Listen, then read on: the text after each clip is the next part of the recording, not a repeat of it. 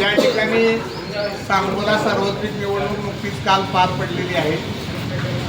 या निवडणुकीमध्ये संबंध जिल्ह्यामध्ये सांगोला शहरातील मतदार बंधू भगिनींनी विक्रमी मतदान या ठिकाणी केलेलं आहे।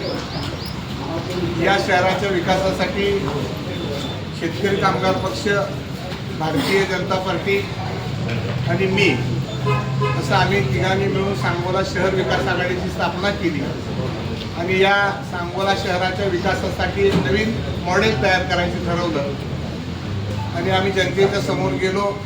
काल अतिशय चांगल्या पद्धतीनं या शहराच्या जनतेनं मतदान केलेलं असल्यामुळं आज आमच्या या शहर विकास आघाडीच्या वतीनं मी माननीय आमदार साहेब असतील, भारतीय जनता पक्षाचे नेते असतील, आमचे सगळे उमेदवार असतील आणि या सगळ्या उमेदवारांना पाठिंबा देण्यासाठी किंवा त्यांच्या प्रत्येक वार्डातील ज्यांनी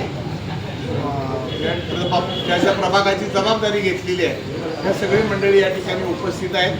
मी या शहरातल्या जनतेचं मनापासून या ठिकाणी आभार मानणार आहे की त्यांनी विक्रमी मतानं या ठिकाणी मतदान करून आमच्यावर एक विश्वास व्यक्त केला आणि आघाडीचा प्रमुख म्हणून मी निश्चितपणाने या ठिकाणी खात्री देतो की आमच्या आघाडीचे शेलार मामा माननीय बनकर आबा हे चांगल्या मताधिक्यानं विजयी होतील।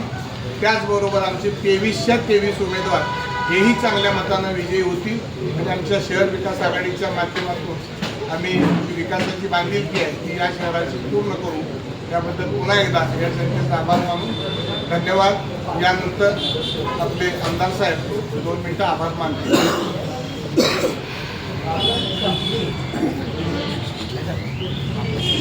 विकासाच्या मुद्द्यावर शेतकरी कामगार पक्ष, भारतीय जनता पार्टी आणि दीपक आबांचा गट हा सांगोला शहर विकास आघाडी स्थापन करून सन्माननीय मारुती आबा हे नगराध्यक्ष पदाचे उमेदवार आणि प्रत्येक प्रभागातील 21 उमेदवारांचं मतदान झाले आणि परत 20 तारखेला अजून 2 उमेदवारांचं मतदान होईल। या काल झालेल्या मतदानाच्या निमित्ताने शहर विकास आघाडीचे सर्व नेते मंडळी, सर्व कार्यकर्ते, पदाधिकाऱ्यांनी खूप चांगल्या पद्धतीने मेहनत घेतली आणि जिल्ह्यामध्ये सर्वात जास्त 78% आसपास सांगोला शहरामध्ये मतदान केलं।